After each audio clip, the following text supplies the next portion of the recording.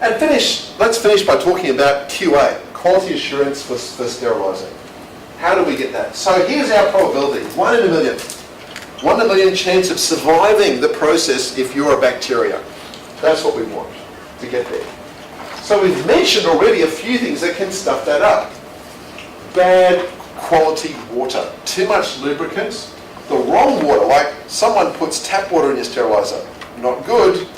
Sydney water, 28 additives in it. Calcium, magnesium, aluminium, carbonates, sulfates, phosphates, aluminates, those things come out of solution, they form scale on the inside of the tubing and piping inside the steriliser. Not good. You see the stuff inside your kettle. No great surprise. Your door seal is torn. That's quite common. The steriliser thinks it's reached 100 degrees and seals the chamber off, but it's really only reached 80 degrees and the chamber is still half full of air. That's a problem where the calibration hasn't been checked and the readout of the temperature is inaccurate. You've over-packaged the chamber, so you've shoved too many things in, so you have problems in air removal, you didn't clean the thing properly, you didn't use the right length cycle. So there are lots of things that can potentially go wrong at this stage of the game. So you want to make sure that the time the item is in the chamber before the cycle goes through into the drying phase, for example, is enough. And the only way we can know that absolutely is to run a little experiment and actually measure whether what happens in here is actually enough. And that process is called validation. That's what it's about.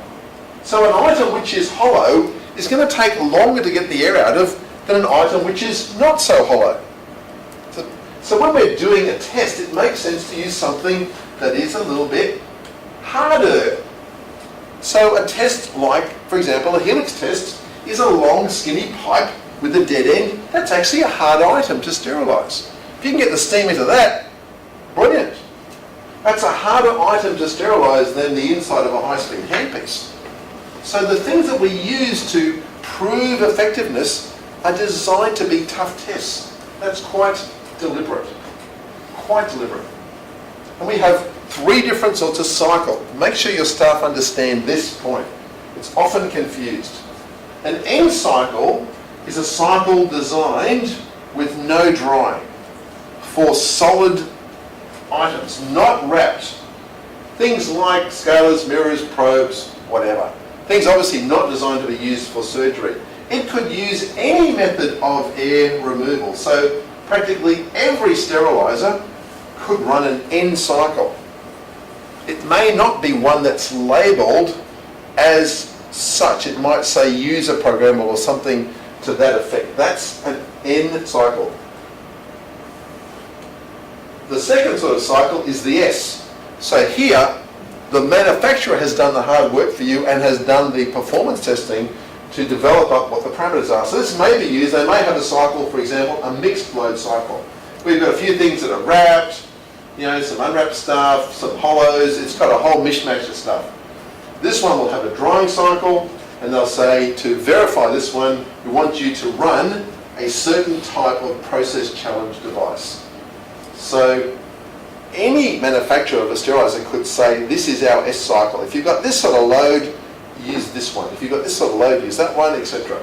So when you look at the instruction book, Source of All Knowledge, it will tell you about the different S cycles which are available. The third cycle, one that everybody knows, is the B cycle. That's where it's a standard thing, runs a pre-vacuum, series of trans-atmospheric pulses, as I've shown you. That can be used for things that are cannulated or hollow, like HVE tips, triplex tips, high-speed handpieces, those sorts of things. So there, again, verification comes from an appropriate test for air removal. So a steriliser which is able to run a B cycle will be able to run the other 2. Sometimes people just forget, they think it can do one thing. It actually do a whole bucket load of stuff, which could be quite useful to know. So maybe go back and revisit what information there is in your steriliser book about the other configurations of load it can handle over there. Okay, so some things that commonly go wrong. So the first one is you didn't get the air out. For example, you packaged with the wrong stuff. The package was too big, the chamber was overloaded, it was loaded wrongly, things were wrapped too tight. Sometimes staff wrap things up like an Egyptian mummy. They think if some is good, more is better. The door seal has a tear in it and leaks, and that little screen, which is where the air is removed, as I said, has become blocked with little chips of corrosion and little flakes of stuff from the wall of the chamber. They're reasonably common problems to see.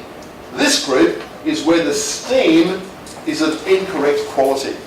The first one is a classic. You fire the steriliser up, and the first cycle of the day is always a dud. Doesn't matter what you do, it's a dud. After that, it runs perfectly all day. You think, what is wrong? Well, actually, think about this for a moment. Everything inside the steriliser is designed to run beautifully when it's warm, not when it's cold. So all the sensors, all the electronics, everything inside is all designed to run warm.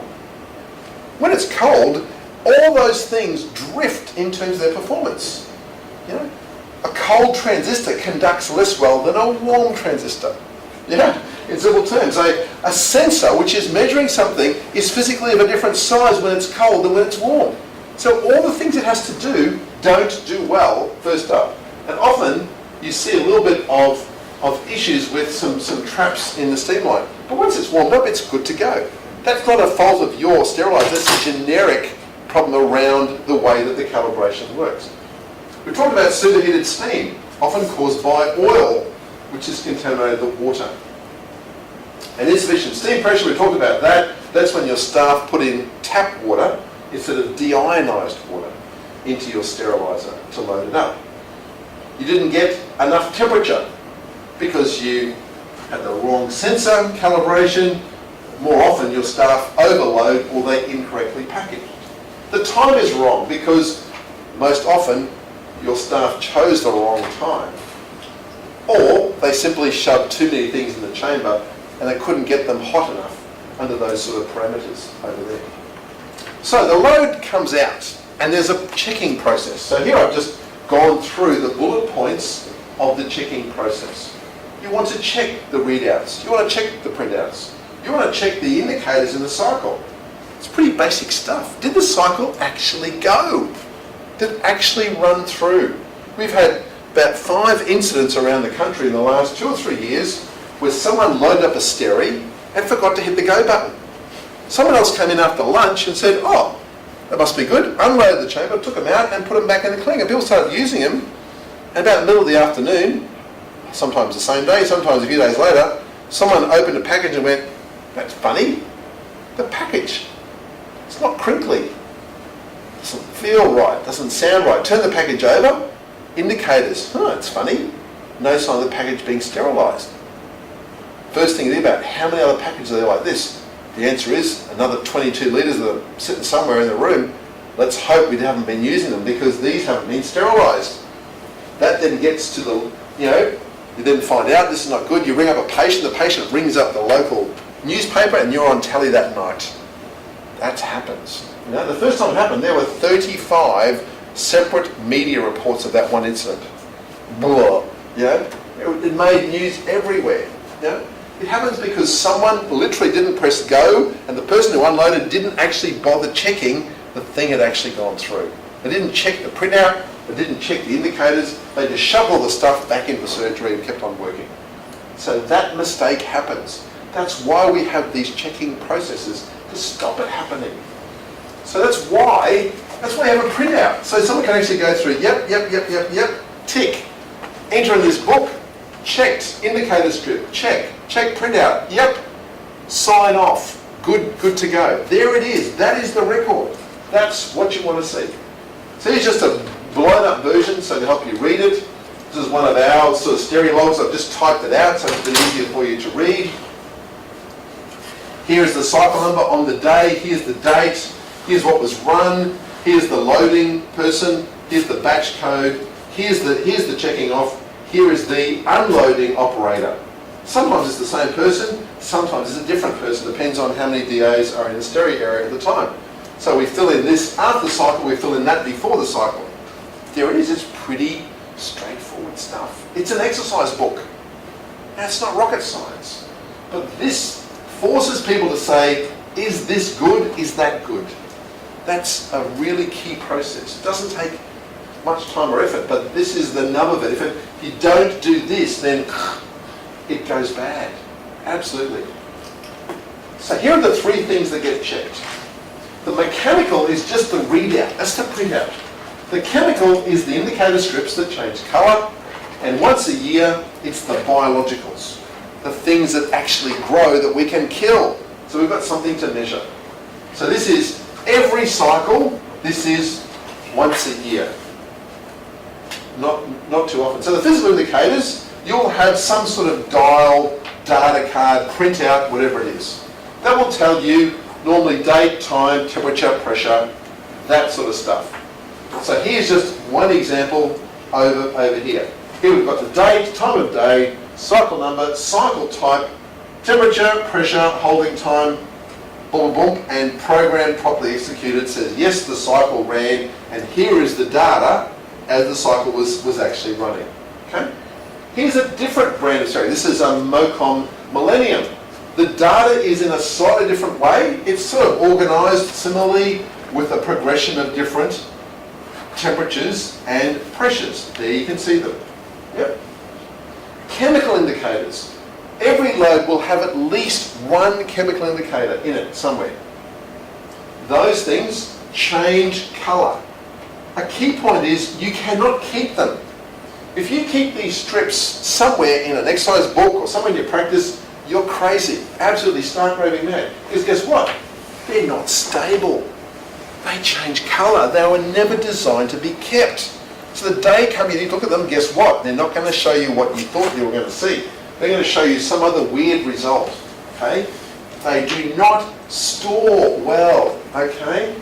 They're not designed to be kept. Okay?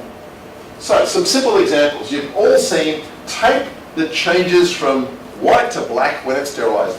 That tells you that item went through the process. It's a really simple sort of concept. That's called a Class 1 chemical indicator. It sits on a package, maybe on the end or something. It just goes from that to that. Really simple. A Class 2 chemical indicator is a Bowie-Dick test or a Helix test. It's a funky card, like a green card or one of these different brands of Bowie-Dick. It's got some sort of pattern on it which changes colour from the outside towards the inside. So you know that you've actually removed air. If you've left air behind, the inside of it, the very centre, looks like that. You've got some remaining colour which is still present. That tells you your vacuum pump is stuffed, or more likely your door seal has a tear in it. That's what you see. When it changes colour from the inside, it reaches the middle and there's still something, sometimes even looks a bit like a misty cloud, as you can see there. That's reasonably typical. So you then look at your door seal very carefully, and sometimes you find what looks like, almost like someone's taken a bit of a scalpel and sort of cut through it. A little tiny laceration is what you would often see. It's the most common machine fault on a pre-vacuum sterilizer. The torn door seal. Boom. The Helix test. The Helix test is another type of type 2 chemical indicator. It's basically a pipe that ends in a little tiny chamber. A pipe that ends in a chamber. A pipe that ends in a chamber. A pipe that ends in a chamber. The end of the chamber is removable. It has a little tiny strip that goes inside. That little strip changes colour. Pretty simple. They're a test for air removal. 4s, 5s and 6s go inside a package. And they are almost identical looking. They have similar types of colours. Manufacturers often make 4s, 5s and 6s that look very much the same, as you'll now see. They differ in precision. So a Class 4 often changes colour gradually to the final colour. If it has a fail, it won't reach the final colour. It may look partially that colour. It might have areas that are blotchy. In this case, it's supposed to go black. As you can see, this one over here is only dark brown. This is an unexposed one over here. This one is supposed to go black. That one's black. This one is brown. This one happens to go basically dark yellow, orange, light brown, dark brown, black. It goes through 5 colours. So anything which is not the final colour is dud. So what we've done in our stereo is we have put up and laminated, this is a good one, this is a bad one. So it's on the stereo room wall, right in front of you. You can go, that is not good, that's a fail. So there's no interpretation involved. It's there for everybody to see. No messing around. Is this more colour stable, this one? No. If you store these, they will also change colour. Yeah. The reason why they do, it's important to know. When you store these things, people often staple them into an exercise book. Look at this big exercise book full of stuff. It's all stapled in there. The exercise book is just one you buy for $2 from Coles or Kmart or something. The paper of the exercise book is not the world's highest quality paper, shall we say. You know what paper which is not the world's highest quality releases? Acid. Because when you make paper, one of the last stages of making paper is an acid phase which fixes the polymers in the cellulose. And the acid leaches out. Why is that important? The reaction, at the end reaction, is pH sensitive. So these strips can react to acid in the environment once the strip has been developed. Funky problem, hey? That's why they were never designed to be kept.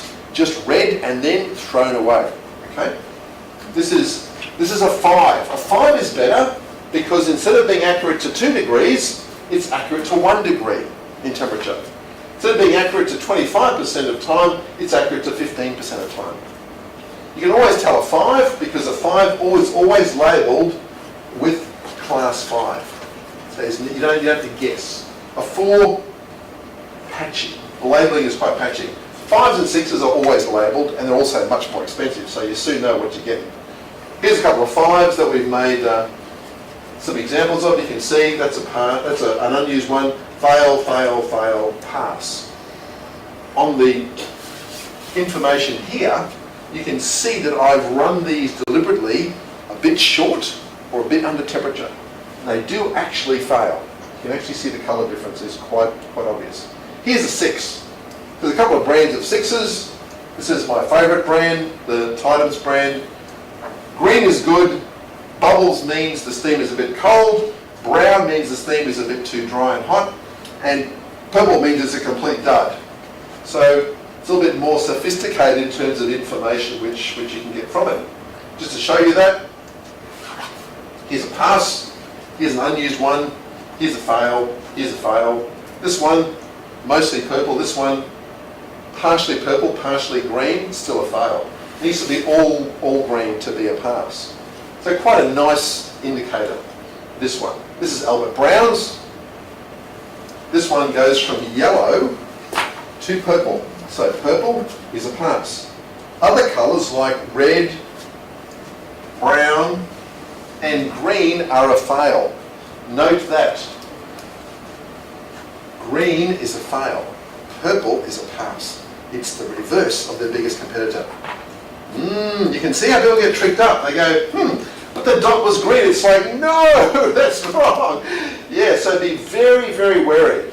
This one is the more common brand, and to me a green dot sort of makes sense.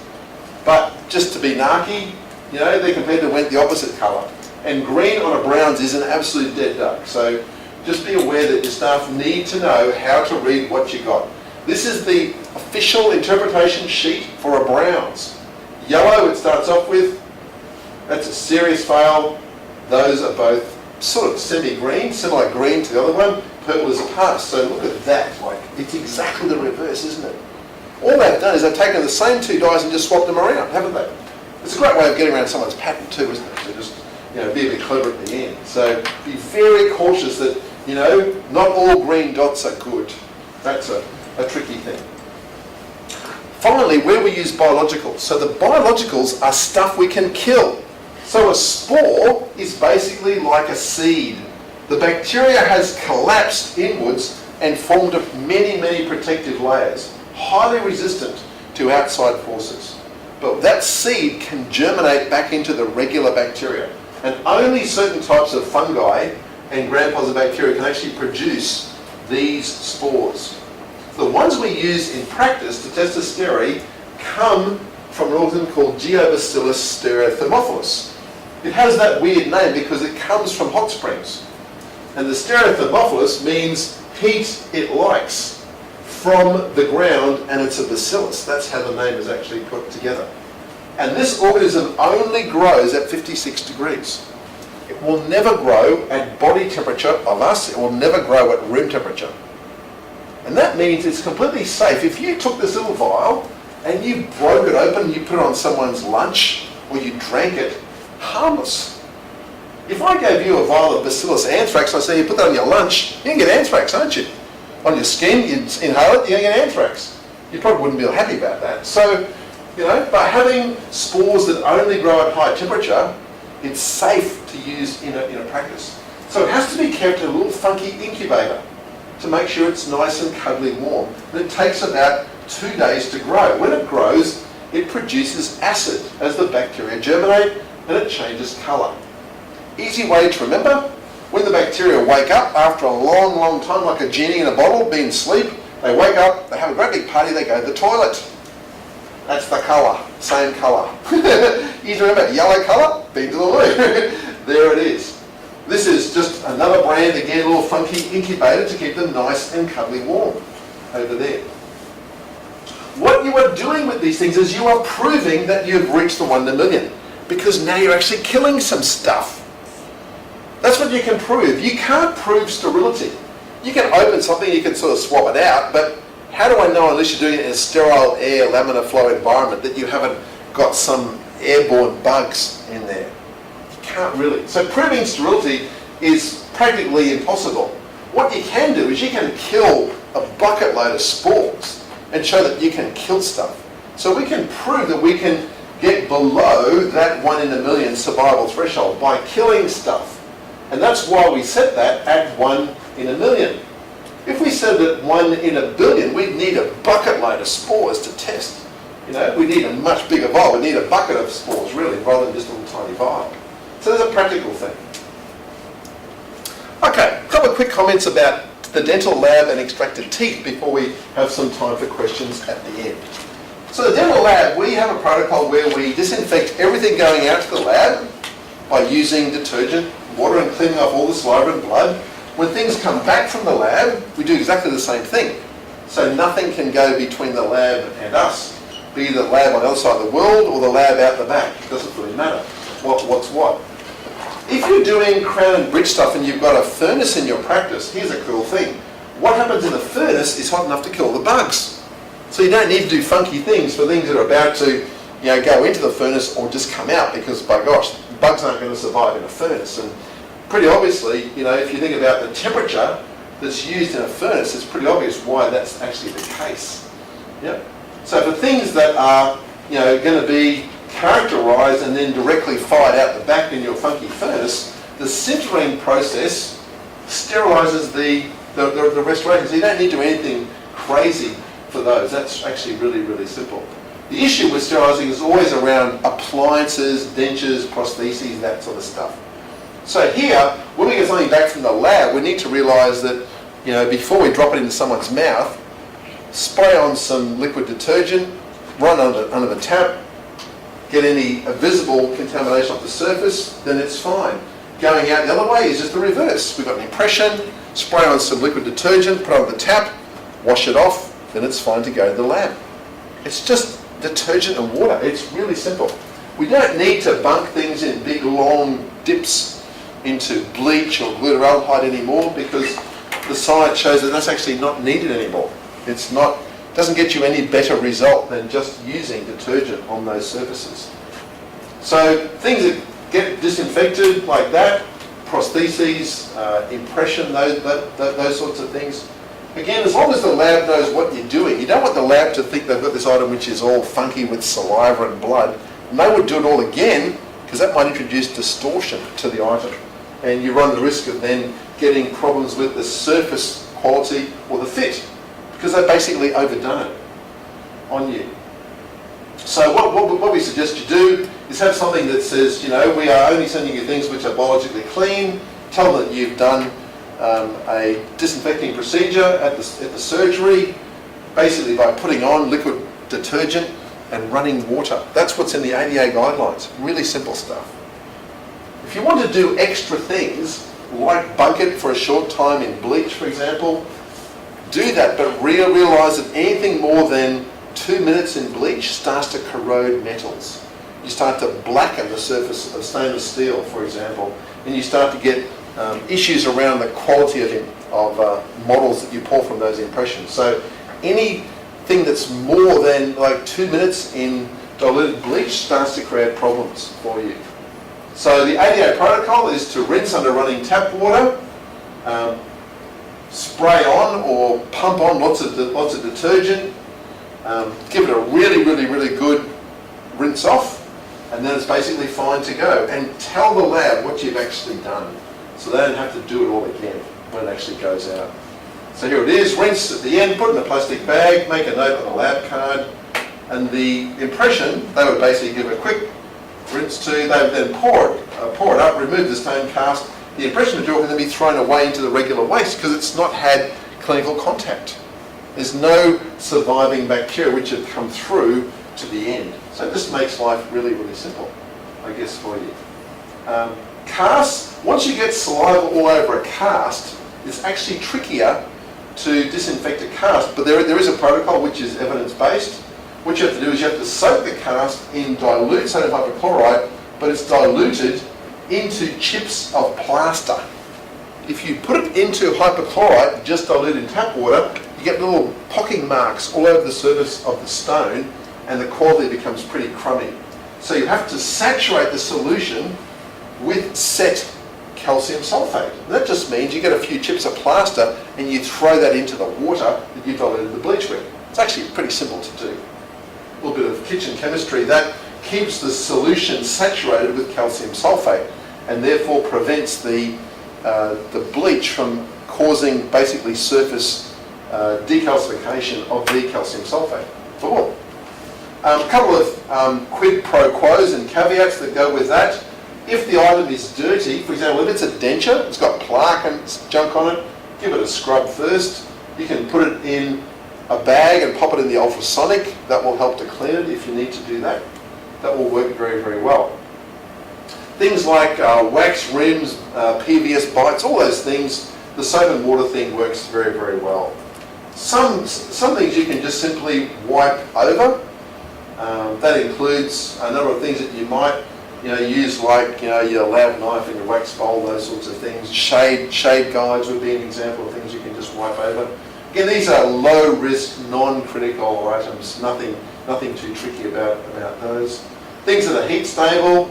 If you're going to reuse impression trays, not use disposable trays, obviously they can go through the thermal disinfector, ultrasonic cleaner, steam sterilizer. Again, nothing too tricky about that. Impression trays I've just told you.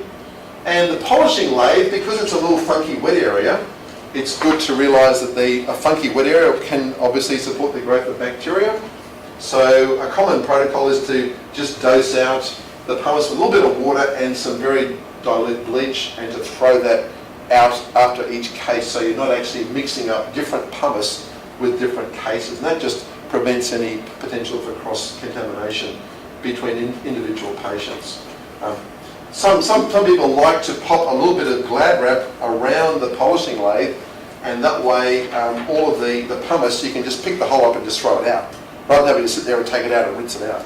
So that's just something to think about. It's just a little barrier around here. You just simply grab that and just shoot, out it goes. That's just another idea that I can leave with you. Okay, just a few special considerations. We talked about that this morning. We mentioned smoke before.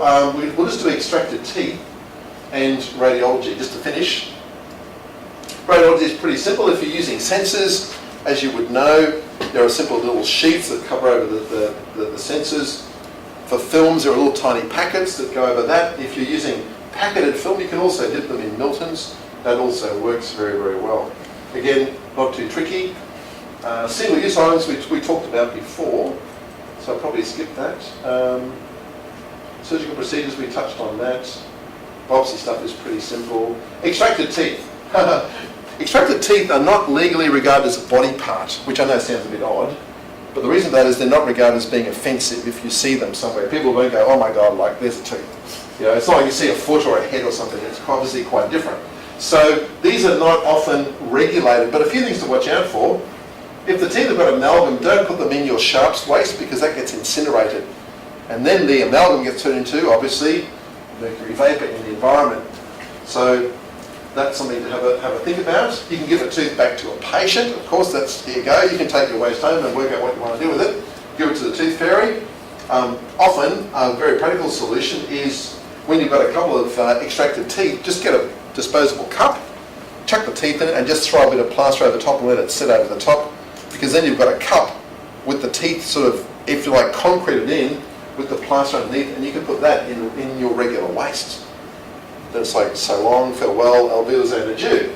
Another thing that you can do if you want to be very eco-friendly is you can collect the teeth and have your regional dental school pick them up and use them for student stuff, because most dental schools are always on the scrounge for natural teeth for different exercises. So that's also a good sort of thing to do. If you do that, you'll need to give the teeth a bit of a clean so they don't get all festive and nasty. What we do once they get to our school is we gamma irradiate all the teeth, so they go out to a nuclear facility for that, and that basically totally nukes the teeth, and then we do a couple of little things to prep them up and get them all nice and clean. We pick off all the soft tissue and stuff before the students get to them. So this makes them nice and non-smelly too, which is always good. There's something about smoke. I mentioned envelopes and non-envelope viruses. Papillomavirus is a notorious little sucker for surviving incineration. So when you cut things out with electrosurgery or if you laser things out, the smoke from that doesn't smell very, very nice. You don't get viable material with the exception of papillomavirus. So if you are nipping off warts, a solitary wart, for example, just be aware that you want your suction really close to that, because the smoke from that procedure is infectious for papillomavirus. And people who work in office-based ONG practice do a lot of removal of anal and venereal warts. I mean, you think dentistry is a bad job. Oh, man. And so they don't have really good suction like we do. So occupationally, if they don't wear really good filtration masks, they get little warts around their nose and in their airway. So if you meet someone at a party and they've got some warts around their nose, you go, I know what you do. That's how they got it. It's an occupational risk for office-based ONG practice for removing warts from the nether regions of the body. There you go.